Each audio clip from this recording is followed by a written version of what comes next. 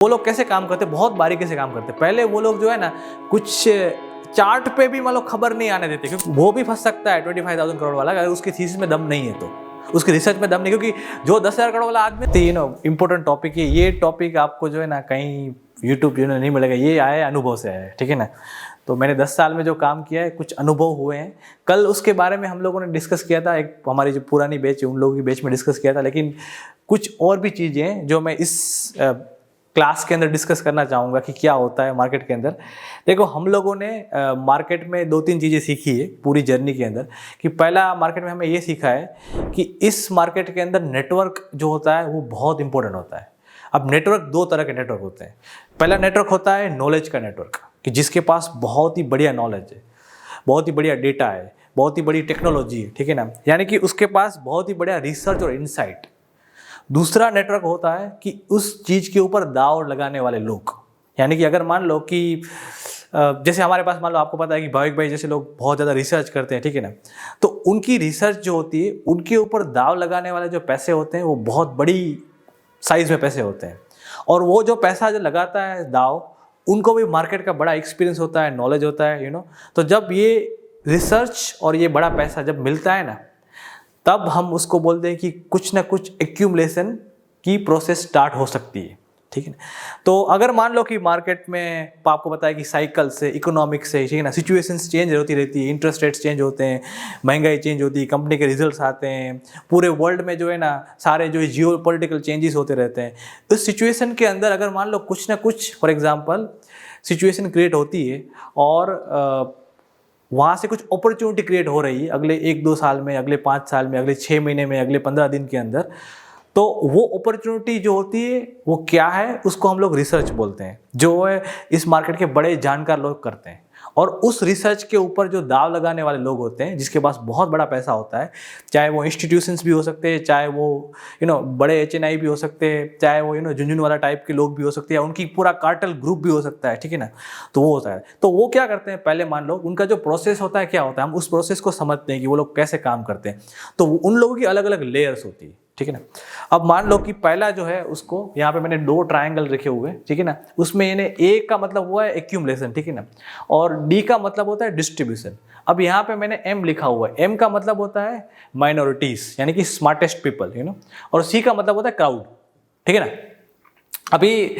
अगर ये एक्यूमुलेशन की पैटर्न है, ठीक है ना, तो यहाँ पे क्या होगा कि माइनॉरिटीज जो लोग होते हैं, वो जब, हमेशा याद रखना कि जो माइनॉरिटीज लोग होते हैं ना, वो कम वैल्यूएशन वाली या कम मान लो भाव वाली चीज़ों को ही मान लो टारगेट करते हैं। कम भाव वाली का मतलब ये हुआ कि MRF को भी टारगेट कर सकते हैं। अगर MRF का शेयर जो है 1 लाख का शेयर अगर 75,000 में हो गया, या नेस्ले का शेयर जो है इतना महंगा है लेकिन कम हो गया, तो उनके लिए जो है ना उस कंपनी के अंदर वैल्यू है, तो उसको टारगेट दो। वैल्यूएशंस, अर्निंग्स को वो लोग पहले देखते हैं कि इस कंपनी की जो है प्रॉफिटेबिलिटी बढ़ सकती है, नहीं बढ़ सकती है। आज शेयर जो है वो सस्ता हो चुका है, अब उसमें वैल्यू है या नहीं है, ठीक है। अगर उनको दिखती है उनके रिसर्च के हिसाब से कि नहीं, अगले कुछ 1-2 साल में वैल्यू बढ़ सकती है, ठीक है ना, अर्निंग्स आ सकती है और ये वैल्यूएशन जो है वो चेंज हो सकती है, तो उस वैल्यूएशन के ऊपर वो लोग क्या करते हैं पता है, वो लोग धीरे धीरे एक्यूमुलेशन स्टार्ट करते हैं। अब एक्यूमुलेशन स्टार्ट करने के काफ़ी तरीके हैं, अब मान लो कि मेरे पास अगर इतना बड़ा पैसा है, मान लो मैं पहली लेयर में काम कर रहा हूँ, ठीक है ना, पहली लेयर के पास मैं आपको रफ अंदाजा बोलता हूँ कि पहली लेयर में इंडिया में कम से कम जो है ना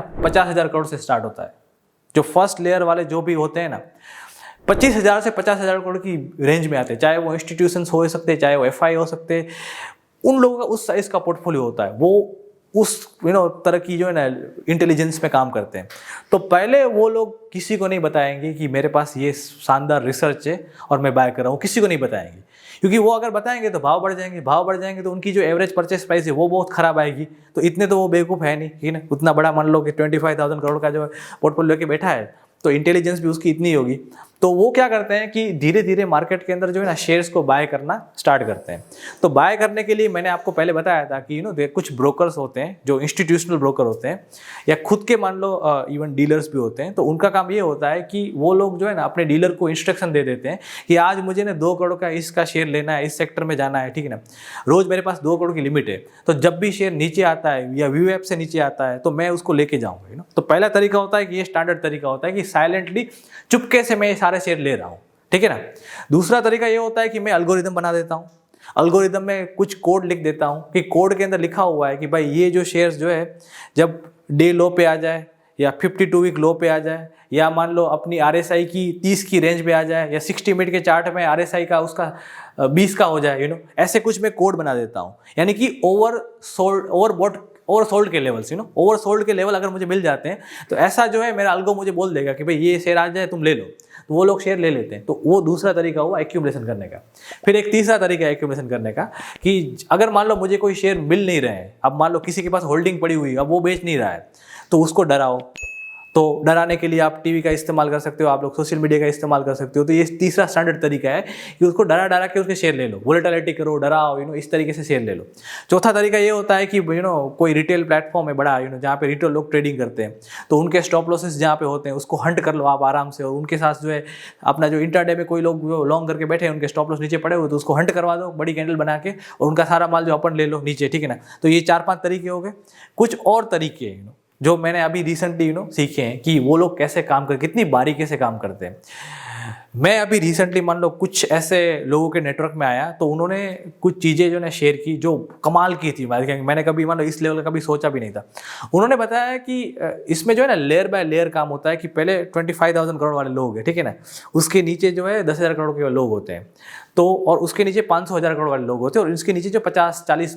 30 करोड़ वाले, 100 करोड़ वाले लोग, 20 करोड़ वाले लोग होते हैं, और उसके नीचे जो है रिटेल लोग आते हैं, फिर क्राउड आता है। तो एक्चुअली यहाँ पे लोग कम है, पैसा बड़ा है, लोग कम है, पैसा बड़ा है। ऊपर जाओगे तो 10,000 करोड़ वाला मिलेगा, 5,000 करोड़ वाला मिलेगा, यानी कि लोग थोड़े बढ़ जाएंगे। पहले 25,000 करोड़ वाला एक ही होता है, 2 ही होता है, 5 होता है, 10 होते हैं, ठीक है ना। लेकिन 10,000 करोड़ वाले जो है ना 50-100 मिल जाएंगे आपको। तो जैसे ऊपर गए तो लोग ज़्यादा हो गए, ठीक है ना, और पैसा तो ऑब्वियसली ज़्यादा ही है, लेकिन यहाँ पे भी मान लो माइनॉरिटी का राज चल रहा है। फिर इसके ऊपर और जाते हैं, एक स्टेप और जाते हैं, तो उसमें जो है ना 5,000 करोड़ वाले, 2,000 करोड़ वाले, 10,000 करोड़ वाले जो है ना बहुत ज़्यादा मिल जाएंगे आपको, 150, 200, 300 हो जाएंगे, ठीक है ना। लोग ज़्यादा, अब जैसे लोग ज़्यादा बढ़ते गए, पहले 1, 2, 5, 10 लोग थे, फिर 50, 100, 200 हो गए, फिर जो है 400, 500, 300 ऐसे लोग होते गए। फिर जो है हम लोग मान लो कि 500 करोड़ की लेयर में, तो 500 करोड़ रुपया होना इंडिया में कोई बड़ी बात नहीं है, ठीक है ना, इंडिया के अंदर। तो ऐसे काफ़ी लोग मिल जाएंगे आपको, तो बहुत ज़्यादा लोग बढ़ते गए, ठीक है ना। फिर इसके ऊपर जाते तो 50 करोड़, 10 करोड़, 5 करोड़, तो इसके ऊपर की लेयर है, ठीक है ना, उसमें तो काफ़ी लोग आपको मिल जाएंगे, ठीक है ना। और लास्ट में 1-1 लाख वाले तो आपको घर मिल जाएंगे, ठीक है ना। तो जो ये सबसे ऊपर का जो एरिया होता है ना, वो 1-1 लाख वाला, 10,000 वाला, 5,000 वाला, वो क्राउड होता है, ठीक है ना। ये जो है नीचे माइनॉरिटी थी। अब मान लो शेयर बढ़ता कैसे, तो शेयर बढ़ने के लिए सबको पहले अपनी एक्यूमुलेशन को कंप्लीट करना होता है, कुछ भी हो जाए। तो वो लोग कैसे काम करते हैं, बहुत बारीकी से काम करते हैं। पहले वो लोग जो है ना कुछ चार्ट पे भी मान लो खबर नहीं आने देते, क्योंकि चार्ट के अंदर भी अगर मान लो बड़ा क्वांटिटी मैंने डाल दिया आज, ठीक है ना, तो बड़ी कैंडल बन जाएगी, तो वो डिमांड एरिया आप ड्रॉ कर दोगे टेक्निकल एनालिसिस में, फिर वहाँ आएगा तो ट्रेडर जो है उसको उठा लेगा। तो मुझे जो है ना एक्चुअली वो जो है स्टॉक थोड़ा महंगा पड़ेगा, तो मैं एक्चुअली ये भी कभी नहीं करूँगा कि बड़ा जो है ना क्वांटिटी नहीं डालूंगा एक साथ, क्योंकि बड़ी क्वांटिटी मैंने डाल दी तो चार्ट के अंदर जो है ना डिमांड एरिया बन जाएंगे, और फिर ट्रेडर मुझे हाथ में वो स्टॉक लेने नहीं देंगे। इसीलिए मैंने आपको गोल्ड का भी चार्ट दिखाया, सिल्वर का चार्ट दिखाया, विप्रो का चार्ट मैंने आपको दिखाया था, उसमें आप देखोगे ना तो लाल कैंडल बन रही हुई, सारी लाल कैंडल है, कोई डिमांड जोन नहीं है, कोई मान लो उसके अंदर जो है ना जैसे स्टॉक ऊपर जाता है नीचे घुस जाता है, जैसे स्टॉक ऊपर जाता है नीचे घुस जाता है, ठीक है ना। तो उसके अंदर इतना उसने मान लो डर फैला के रखा हुआ स्टॉक के अंदर कि जैसे भी मान लो किसके भाव आ गए तो बेच देता है, किसके भाव आगे बेचते हैं, मेजोरिटी क्राउड लोग जो होते हैं, थोड़े बहुत भाव आ गए बेच दिया, थोड़े बहुत भाव आए, इंट्राडे वाले भी इतने मतलब डरे हुए होते हैं कि थोड़ा भी बाउंस आए तो बेच दिया, बाउंस आए बेच दिया, यानी कि बेचने का जो सेंटीमेंट है ना वो ऑन रखते हैं। भाव में आपको लगेगा कि ये घुस नहीं रहा है, नीचे पड़ा है, एक रेंज में पड़ा है, ठीक है ना, लेकिन सारी लाल कैंडल, सारी लाल कैंडल, सारी लाल कैंडल, सारी लाल कैंडल ऐसे ऐसे करता है ना। तो एक्चुअली ये स्टैंडर्ड तरीका है एक्यूमुलेशन करने का। सारे डिमांड जोन टूट जाएंगे फिर वापस ऊपर आ जाएंगे, सारे डिमांड जोन टूट जाएंगे वापस, ऐसे आपको लगेगा कि ये क्या हो रहा है, ये फॉलिंग वेज टाइप हो रहा है कि हो क्या रहा है, कोई डिमांड काम नहीं करेगा, कोई ट्रेंड लाइन काम नहीं करेगी इस तरीके, क्योंकि उनको भी पता हो गया है ना, देखो ये चोर पुलिस का खेल है, ठीक है ना। उनको भी पता हो गया कि आपको टेक्निकल एनालिसिस आ गया है, आपको ट्रेंड लाइन ड्रॉ करना आता है, आपको फिबोनाची आता है, उनको भी पता है, आपको पता है कि ये डिमांड जोन, ये सपोर्ट है, उनको पता है, ठीक है ना। तो अगर मुझे मान लो शेयर लेना है तो मुझे आपसे थोड़ा स्मार्ट होना पड़ेगा, तो इसीलिए बेटर तरीका ये होता है कि सारी जो है ना टेक्निकल एनालिसिस की थियरी को गड़बड़ कर दो,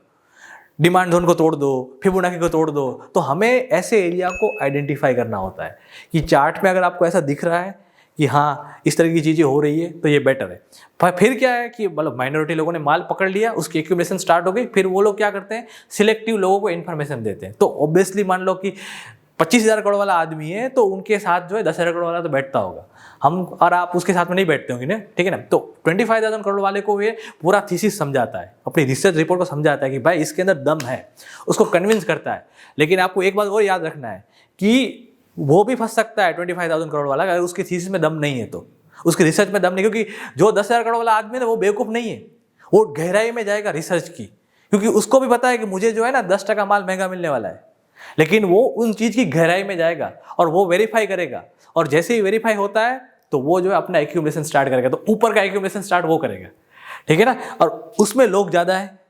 तो उनको भी पता है कि हमें थोड़ा महंगा मिलेगा, लेकिन कोई बात नहीं, 5-10% ऊपर नीचे मिलता रहेगा, लेकिन अगर रिसर्च में दम है तो वो करेंगे। तीसरा है, कुछ वो लोग वेट भी करते हैं कि मान लो हमने सोचा कि अर्निंग्स बढ़ेगी, अब वाकई में अर्निंग्स बढ़ रही नहीं बढ़ रही है, अगर मान लो रिजल्ट में ऐसा आने वाला है कि अर्निंग्स बढ़ सकती है तो पहले से ही वो लोग लगा देते हैं। क्योंकि चीज़ों को होने में, रियलिटी में होने में भी मान लो हमें अगर कोई भी चीज़ में अज्यूम थोड़ी कर सकते हैं, अजम्पशन भी राइट होते रॉन्ग होते हैं। अगर अजम्पशन रॉन्ग ही होने वाले हैं तो फिर वो लोग जो अपनी क्वांटिटी होल्ड कर देंगे, आगे नहीं बढ़ाएंगे। लेकिन रिजल्ट से पहले उनके पास इंटेलिजेंस होती है, ठीक है ना, इतनी शानदार इंटेलिजेंस होती है कि अगर ये मैंने जो स्टॉक के ऊपर दाव लगाया, जो सेक्टर के ऊपर दाव लगाया, वाकई में उसकी अर्निंग्स अच्छी आने वाली, आज से वो स्टार्ट कर देते हैं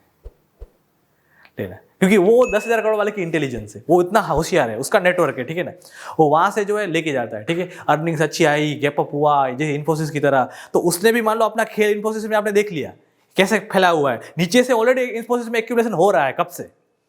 बाय द वे कब से हो रहा है। और उससे पहले तो कोविड में किसी ने एक्यूमुलेशन किया था, पूरा ट्रेंड आया, उस ट्रेंड में कुछ लोग जो है अपना माल दूसरे से भरना चाहते हैं, तो नीचे वीकली चार्ट में तो काफी टाइम से हो रहा है। और उसके ऊपर जो रिटेल का अभी जो मानो जिसको निकाला उसने, और पूरा जो माल लिया, उसमें कुछ ट्रेडर भी थे और माल को उसको ऊपर लेके गए, ठीक है ना, ये बोलते हैं दूसरी लेयर का एक्यूमुलेशन। अब दूसरी लेयर वाले एक्यूमुलेशन अपना खत्म कर दे, अर्निंग्स आ गई, सब दिख रहा है, अब यहाँ से ऊपर दिख रहा है, तो अब जो है वो नीचे जो 5,000 करोड़ वाले होते हैं, 2,000 करोड़ वाले, उनके ऊपर थीसिस आता है कि भाई इस जगह पे जो है वो दाव लग रहा है, ये रीजन के कारण दाव लग रहा है। लेकिन वो भी मान लो पैसे वाले हैं, वो लाइक ऐसे कोई कभी इन्वेस्ट नहीं करता है, वो भी वेरीफाई करते हैं, तो वो बहुत अच्छी तरीके से समझते हैं रिसर्च को, वेरीफाई करते हैं, अपना विजन डेवलप करते हैं, आगे की अपसाइड देखते हैं, क्योंकि उनको अब थोड़ा महंगाई मिलने वाला है। तो इन्फोसिस के बाद सुबह जब वो 3% ऊपर गया और 3% से ऊपर 60% लेके गया था, वो ये था, ठीक है ना, वो ये वाले थे, ये वाले ऊपर लेके। अब वो लोग जो है आने वाले देखते हैं कि क्या है वगैरह वगैरह, नीचे क्या हो चुका है, भले उसको 20% महंगा मिला, लेकिन अगर उनके अंदर लगता है कि नहीं इसमें दम है, वो लोग लेके जाते हैं, ठीक है ना। तब आप लोग रिटेल देखते ही रह जाओगे, आप देखते ही रह जाओगे, आपके हाथ में वो आएगा ही नहीं, ठीक है ना। अब मान लो ऊपर गया, ऊपर गया, अब यहाँ से बहुत अच्छा दिख रहा है, ठीक है ना, तो उनके नीचे जो होते हैं 100, 200, 500 करोड़ वाले, ठीक है ना, वो चौथी लेयर में आते हैं, उनको समझ में आता है कि ठीक है नहीं यहाँ से वहाँ से ऊपर जा सकता है, फिर जो है नीचे की लेयर आती है, फिर नीचे, और लास्ट में जो है वो क्राउड आता है। तो ये जो है पूरा का पूरा उल्टा हो जाता है। तो ऊपर जो क्या होता है, जैसे जैसे ऊपर जाता है तो नीचे वाले थोड़े थोड़े जो है ना देते जाते हैं माल, ले जा ले जा ले जा ले जा, ऊपर जो है क्राउड बढ़ता जाता है, और नीचे जो है माइनॉरिटी लोग जो है ऊपर चेपते जाते चेपते जाते चेपते जाते। और टॉप बनने का भी एक प्रोसेस है, क्योंकि टॉप बनाने के लिए भी टाइम लगता है, क्योंकि इतने लोग घुस चुके हैं, इतना पैसा घुस चुका है, उस पैसे को कितने बेवकूफ चाहिए, ठीक है ना। तो उनको होप दिखाना, उनको आने वाले भविष्य की मान लो वो देना, यू नो कि बहुत अच्छा होने वाला है, ये होना है, रिसर्च रिपोर्ट निकालना, ये करना वो करना। तो this is how the accumulation and distribution works, you know. तो अगर हमें मान लो कि लाइफ में कोई भी चार्ट देखना है, ठीक है ना, तो कोई भी चार्ट हमें टिपिकल टेक्निकल एनालिसिस की नज़र से नहीं देखना है। ये मैंने पहले आपको क्लास में सिखाया हुआ है कि इस नज़र से देखोगे कभी लाइफ में कमा नहीं पाओगे, ठीक है ना। हमें चार्ट्स देखना है, हमें ये एक्यूमुलेशन और डिस्ट्रीब्यूशन के कंटेक्स्ट में चार्ट देखना है कि इसमें हो क्या रहा है। तो पूरा जो बड़ा चार्ट पहले निकालो, फिर उसके अंदर जो है ना जाओ, अलग अलग time frame, weekly time frame में आओ, फिर डेली टाइम फ्रेम में आओ, फिर you know monthly time frame में आओ, ऐसे टाइम फ्रेम चेंज करो और देखो कि ये जो है इसके अंदर दिखा क्या रहा है, कैंडल दिखा क्या रही है, क्या टेक्निकल एनालिसिस फेल हो रहा है इसके अंदर, क्या बार बार सपोर्ट टूट रहे हैं लेकिन भाव नीचे जा नहीं रहे, वापस ऊपर आ रहा है, सपोर्ट तोड़ा वापस नीचे नहीं ऊपर आया, स्टॉप लॉस हंटिंग हो रही है, ये सब आपको दिख रहा है। और फिर ये देखो कि नीचे से वो कितना बड़ा हुआ है, और नीचे कोई एक्यूमुलेशन दिख रही है, तो फिर आपको ये सारी लेयर जो है ना क्लियर हो जाएगी। नीचे से जो है ना इतने बड़ा प्लांट किया हुआ है, फिर उसकी दूसरी लेयर ने कंफर्म किया, रिजल्ट्स आ गए, ठीक है ना। अब इसकी नीचे की लेवल जो चल रही है और उसके बाद जो है ना स्पाइक हो रहा है। क्योंकि हमेशा याद रखना कि कोई भी स्टॉक जो बढ़ता है ना, उसका हार्ट ये कि वो स्टॉक के ऊपर लोग जो है आए और उसको माने कि नहीं इसका भविष्य है। जो सबसे ज़्यादा लास्ट में मानने वाला होता है वो रिटेल होता है, लेकिन बीच में मानने वाले ट्रेडर होते हैं, इन्वेस्टर होते हैं, और सबसे पहले मानने वाला जो होता है वो सबसे इंटेलिजेंट आदमी होता है, जिसके पास बड़ा विजन होता है। क्योंकि अगर नहीं मानेंगे तो स्टॉक्स वापस गिर जाएगा। तो वो अगर रिसर्च नीचे हुआ है उसमें बड़ा दम है कि नहीं हुआ है, नो डाउट अबाउट इट, ठीक है ना, तो फिर वो जो है ना उसके अंदर कन्विक्शन पावर होती है, और फिर अलग अलग लेवल पे अलग अलग लेयर वाले अपनी इंटेलिजेंस गेम बिठा के उस मार्केट में काम करते हैं, ठीक है ना। तब आप अपने आप को क्वेश्चन पूछिए, ठीक है ना, आप क्या करते थे आज तक उस मार्केट के अंदर, और एक्चुअली जो इस मार्केट के अंदर वाकई में प्रोफेशनल लोग काम कर रहे हैं वो क्या कर रहे हैं, यू नो। तो आप लोग जो है ना समझ में आएगा कि क्या हो रहा है, ठीक है ना।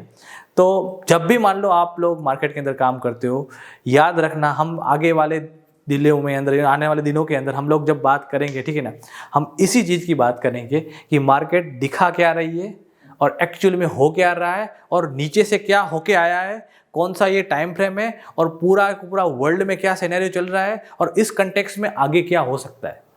तो कभी मान लो मैंने अभी सरकारी बैंक का आपको एग्जांपल दिया, ठीक है ना। सरकारी बैंक हमने लास्ट ईयर स्टडी की थी। लास्ट ईयर जो है ना मैंने आपको बताया था कि बड़ी तेजी आ सकती है इसके अंदर, ठीक है ना। तब वो जो पूरा 2020 से लेकर 2021-22 तक जो ये 2 साल का एक हुआ था ना, 10 साल चलाने हैं स्टॉक को, 10 साल चल सकता है, यू नो। इतना बड़ा रिसर्च कह रहा है कि 10 साल का अच्छा भविष्य है, तो 2 साल तो भैया एक्यूमुलेशन में लगा हुआ है, जो 50,000 करोड़ वाली पार्टी जो होती है वो करती है। उसके बाद जो है अभी जो एक्यूमुलेशन हुआ बीच में, यू नो, कुछ महीने पहले, 6 महीने 4 महीने पहले जब रैली आई थी,